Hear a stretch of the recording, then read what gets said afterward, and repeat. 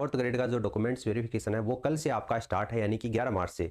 तो कल मैंने आपको जो चेकलिस्ट से संबंधित वीडियो प्रोवाइड करवाया था उसमें काफ़ी स्टूडेंट के समस्याएं आ रही थी, काफ़ी उसमें सवाल पूछे जा रहे थे। तो मैंने सोचा आपका डॉक्यूमेंट्स वेरिफिकेशन से पहले आपके जितने भी सवाल थे उनका एक छोटा सा वीडियो आपको प्रोवाइड करवा देता हूँ, ताकि आपकी जो कन्फ्यूजन है वो दूर हो जाए। तो देखिए फटाफट अपनी बात कर लेते हैं। एक स्टूडेंट का एक कमेंट था कि सर मैं जो है वो अदर स्टेट SP कैटेगरी से हूँ, शायद ये SC कैटेगरी लिखना चाह रही थी, SC कैटेगरी से हूँ और मैंने स्क्रूटनी फॉर्म नहीं भरा और डॉक्यूमेंट्स वेरिफिकेशन लिस्ट में मेरा नाम है, तो मैं क्या डॉक्यूमेंट्स चेक कराने के लिए जा सकती हूँ? बिल्कुल जा सकते हो। अगर आपने स्क्रूटनी फॉर्म नहीं भरा है तब भी आप डॉक्यूमेंट्स वेरिफिकेशन करवाने के लिए जा सकते हो, क्योंकि जो डॉक्यूमेंट्स वेरिफिकेशन करवाने के लिए लिस्ट है वो 1,60,000 कैंडिडेट की लगभग इसमें जारी की गई है, और जबकि 25,000 प्लस कैंडिडेट ऐसे हैं जिन्होंने स्क्रूटनी फॉर्म नहीं भरा है। ठीक है, तो काफ़ी बड़ी संख्या में ये कैंडिडेट हैं जिन्होंने स्क्रूटनी फॉर्म नहीं भरा है, तो ये डॉक्यूमेंट्स वेरिफिकेशन करवाने के लिए जा सकते हैं, लेकिन इनको थोड़ा सा काम करना पड़ेगा। अब काम क्या है? देखिए चेकलिस्ट के साथ में ही आपके जो दिशा निर्देश हैं वो दिए गए हैं, और उन दिशा निर्देशों में ये साफ साफ कहा गया है कि अभ्यर्थियों के द्वारा ऑनलाइन विस्तृत आवेदन जो स्क्रूटनी फॉर्म है ये भरना अनिवार्य है, पहली बात। लेकिन आपने भरा नहीं है, आप जैसे और भी कैंडिडेट हैं जिन्होंने स्क्रूटनी फॉर्म है वो नहीं भरा होगा, तो यदि किसी अभ्यर्थी के द्वारा उक्त फॉर्म ठोस अपरिहार्य कारण से नहीं भरा गया है, वे अभ्यर्थी राजस्थान कर्मचारी चयन बोर्ड की वेबसाइट से उक्त फॉर्म डाउनलोड करके, और ये जो फॉर्म है वो आपको हमारे टेलीग्राम चैनल पर मिल जाएगा, तो वहां पर उसके डाउनलोड कर लेना, और टेलीग्राम चैनल को ज्वाइन कर लीजिए, उसकी लिंक आपको नीचे कमेंट सेक्शन में दे रखी है। तो ये डाउनलोड करके प्रिंट लेकर उसमें समुचित प्रविष्टियां करनी है, यानी ये जो फॉर्म है आपका स्क्रूटनी फॉर्म ये आपको ऑफलाइन है वो भरना है, और ये भरने के बाद में आपको क्या करना है, 100 रुपए का एक पोस्टल ऑर्डर लेना है। किसके नाम से? राजस्थान कर्मचारी चयन बोर्ड के सचिव जयपुर के नाम से ये पोस्टल ऑर्डर है, ये लेना है, और उसमें वो कारण बताना है जिसके कारण आप स्क्रूटनी फॉर्म नहीं भर पाए थे। कोई भी XYZ कारण हो सकता है, तो वो कारण आप लिख देना, और 100 रुपए का पोस्टल ऑर्डर लेकर आपको डॉक्यूमेंट्स वेरिफिकेशन के टाइम आपका जिस दिन जिस जगह जिस स्कूल में आपका डॉक्यूमेंट्स वेरिफिकेशन है वहां पर आपको लेकर चले जाना है, तो आप इसमें जो डॉक्यूमेंट्स वेरिफिकेशन है इसमें भाग ले सकते हो। दूसरा कमेंट ये था कि सर इसमें जॉब लगते ही क्या राशन के गेहूं बंद हो जाएंगे? ठीक है, यानी चतुर्थ श्रेणी में अगर आप जॉब लगते हैं तो जॉब लगते ही क्या आपके राशन के गेहूं बंद हो जाएंगे? तो बिल्कुल बंद हो जाएंगे। ठीक है, क्योंकि आप सरकारी सेवाओं में चयन होने जा रहे हैं, और जो लोग सरकारी सेवाओं में चयन होते हैं, सरकार के नौकर होते हैं, सरकार उनको राशन का गेहूं नहीं देती है। ठीक है, तो ये एक सवाल है, ये जब मैंने इसको पढ़ा तो मैंने सोचा आपको बताना चाहिए। हो सकता है कि काफ़ी और भी अभ्यर्थी हैं वो जानने के इच्छुक हो, क्योंकि 80 करोड़ से ज़्यादा जनसंख्या भारत की ऐसी है जो राशन के गेहूं लेती है। तो राशन के गेहूं बंद हो जाएंगे चतुर्थ श्रेणी में जैसे ही आप जॉब लगोगे। उसके बाद में है विकल्प पत्र क्या है, इसको लेकर बहुत सारे कमेंट आ रहे थे। विकल्प पत्र क्या है? क्योंकि आपकी जो चेकलिस्ट है, चेकलिस्ट में यहाँ पर देखिए 13 नंबर का जो बिंदु है, 13 नंबर का आपका जो डॉक्यूमेंट्स है उसमें है विकल्प पत्र। तो ये जो विकल्प पत्र है ये किसको भरना है?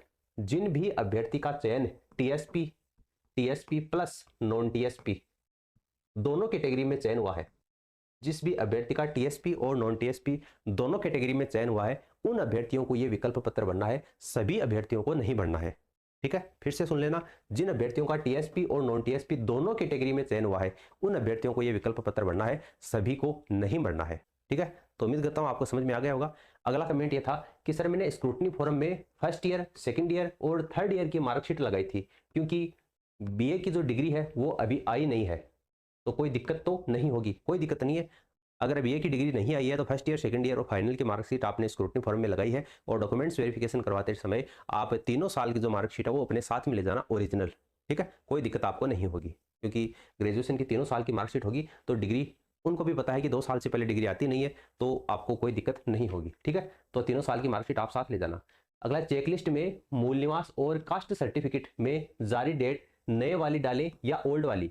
देखो चेकलिस्ट में आपका यहाँ पर जो चेकलिस्ट है इसमें लिखा गया है, इसमें आपका जो मूल निवास प्रमाण पत्र है, इस मूल निवास प्रमाण पत्र में आपको जारी करने की जो तिथि है इसके बारे में ये अभ्यर्थी पूछना चाह रहा है। तो मैं आपको बता दूं कि अगर आपका मूल निवास है वो आवेदन की अंतिम तिथि से 3 साल तक का है या पहले का भी है, तो आपको पहले वाली डेट ही डालनी है। और अगर आपके पास में पहले का मूल निवास बना हुआ ही नहीं है, जैसे अभी आपने नया बनवाया है, तो आप इसमें नए वाली डेट है वो डाल सकते हो। और कास्ट सर्टिफिकेट का तो आपको पता ही है, वही 3 साल वाला जो नियम है वो चलता है। हालांकि मूल निवास में ऐसा है कि जैसे पुराना अगर आपका मूल निवास बना हुआ है और नया आपने मूल निवास बनवा लिया है तो उसमें शपथ पत्र की आवश्यकता नहीं पड़ेगी। सर सामान्य घोषणा पत्र दोनों तरफ से प्रिंट है तो पृष्ठ संख्या क्या लिखें? अगर दोनों तरफ से प्रिंट है तो पृष्ठ संख्या आपको 2 लिखनी है। ठीक है, पृष्ठ संख्या आपको 2 लिखनी है। ये कहां पर लिखनी है? अच्छा, ये यहां पर लिखनी है, यहां पर पृष्ठ संख्या, यहां पर ये आपको 2 लिखनी है। ठीक है, उसके बाद में आगे वाला प्रश्न है, सर अंतिम संस्था का जो चरित्र प्रमाण पत्र है वो क्या करें, चेकलिस्ट में तो है ही नहीं। अंतिम संस्था का चरित्र प्रमाण पत्र है वो चेकलिस्ट में नहीं है, इनका ये कहना है। बिल्कुल आप सही कह रहे हैं। यहाँ पर जो दो है चरित्र प्रमाण पत्र, वो मूल चरित्र प्रमाण पत्र अलग अलग राजपत्रित अधिकारियों से प्रमाणित है। यहाँ पर उस अंतिम संस्थान वाले चरित्र प्रमाण पत्र का जिक्र है वो चेकलिस्ट में नहीं किया गया।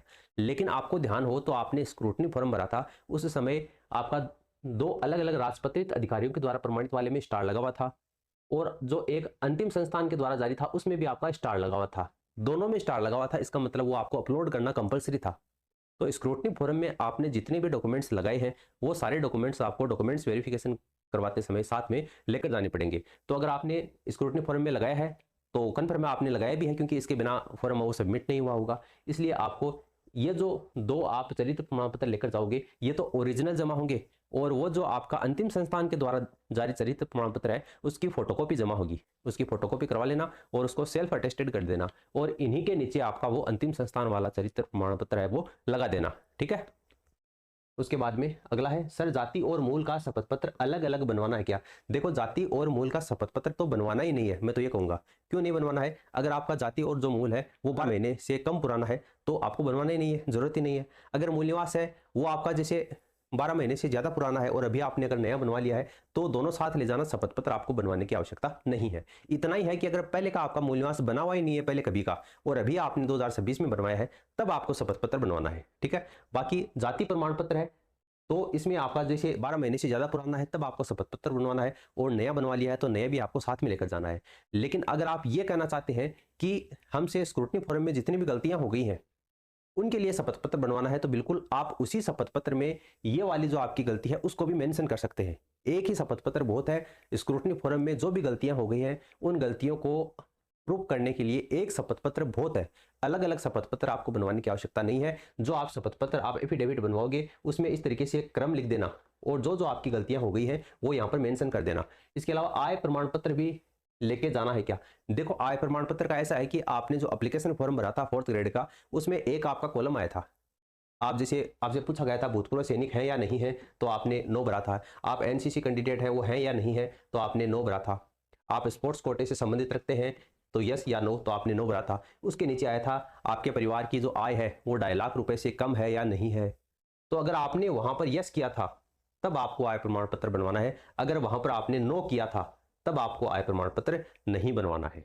ठीक है। तो ये कंपलसरी नहीं है, ये अनिवार्य नहीं है कि आप आय प्रमाण पत्र बनवाओगे। अगर आपने एप्लीकेशन फॉर्म भरते समय जो 2.5 लाख वाला जो कॉलम था अगर वहां पर यस किया है तब आपको आय प्रमाण पत्र बनवाना है, वरना नहीं बनवाना है।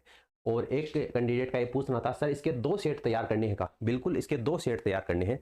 कुछ ऐसे डॉक्यूमेंट्स हैं जो आपको ओरिजिनल जमा होंगे तो एक सेट तो आपको वो तैयार करना है, और जो ओरिजिनल नहीं जमा होंगे उसकी फोटोकॉपी जमा होगी वो भी उसी सेट में लगानी है। और एक सेट आपको ऐसा तैयार करना है जो ओरिजिनल जमा होंगे और जो फोटोकॉपी जमा होंगी उन सभी की फोटोकॉपी है वो आपको लगानी है। कहने का मतलब है कि जो यहाँ पर आपके दिशा निर्देश डाले गए हैं इसमें साफ तौर से लिखा गया है कि प्रथम सेट के साथ दोनों मूल चरित्र प्रमाण पत्र और दूसरे सेट के साथ में प्रतियां लगाएं, यानी कि 2 सेट बनेंगे आपके। यही बात नीचे देखो हस्तलिखित वाले में भी प्रथम सेट के साथ में मूल हस्तलिखित प्रपत्र और दूसरे सेट के साथ में फोटो प्रति लगाएं। उसी तरीके से नोटरी से जो आपने प्रमाणित करवाया प्रथम सेट के साथ में मूल शपथ पत्र और दूसरे सेट के साथ में फोटो प्रति लगाएं। तो टोटल कितने सेट बनेंगे आपके, 2 सेट बनेंगे, ये कन्फर्म है। एक सेट तो आपका ऐसा बनेगा जिसमें सारी फोटोकॉपी आएंगी, ठीक है, उसमें ओरिजिनल नहीं आएगा। जितनी भी आपने 15-16 डॉक्यूमेंट्स लगाए हैं सबकी फोटोकॉपी इसमें आएगी, ठीक है। और सभी फोटोकॉपी को आपको नीचे इस तरीके से सेल्फ अटेस्टेड करना है। और दूसरा सेट ऐसा बनेगा जिसमें कुछ ऐसे डॉक्यूमेंट्स होंगे जो ओरिजिनल आएंगे, कुछ ऐसे डॉक्यूमेंट्स हैं जिसमें आपकी फोटोकॉपी आएगी। जैसे आपकी जितने भी शैक्षणिक योग्यता है उन सभी की फोटोकॉपी आएंगी दूसरे सेट में, ठीक है। और जो आपका स्क्रूटनी फॉर्म भरा था आपने, इसमें अटेस्टेशन फॉर्म भरा था जो आपने ऑफलाइन भरा ना कैपिटल लेटर में, वो आपका ओरिजिनल जमा होगा, ठीक है। इसमें फोटोकॉपी तो शैक्षणिक आएंगी लेकिन वो आपका इसमें ओरिजिनल आएगा। इसके अलावा आपने दो राजपत्रित अधिकारियों से चरित्र प्रमाण पत्र बनवाए हैं वो भी यहाँ पर ओरिजिनल जमा होंगे। आपने जो नमूना हस्ताक्षर लगाया था वो यहाँ पर ओरिजिनल जमा होगा। तो कुछ ऐसे डॉक्यूमेंट्स हैं जो यहाँ पर ओरिजिनल होंगे और कुछ की यहाँ पर फोटोकॉपी होंगी। लेकिन एक सेट आपका ऐसा होगा जिसमें केवल और केवल आपकी फोटोकॉपी होंगी और सभी फोटोकॉपी को आपको स्व प्रमाणित करना है, ठीक है। तो उम्मीद करता हूँ कि आपको यहाँ से कुछ क्लियरिटी मिली होगी। अगर अभी भी आपका कोई डाउट है तो आप नीचे कमेंट सेक्शन में कमेंट करके पूछ सकते हैं, और इस वीडियो को अपने दोस्तों के साथ में आप शेयर कीजिए, अगर उनका भी कोई इसी से संबंधित अगर कोई सवाल है तो उनका भी डाउट है वो क्लियर हो सके। बाकी आप हमारे टेलीग्राम चैनल को ज्वाइन कर लीजिए, वहाँ पर आपको लगातार अपडेट मिलता रहता है। मिलते हैं नेक्स्ट वीडियो में, धन्यवाद।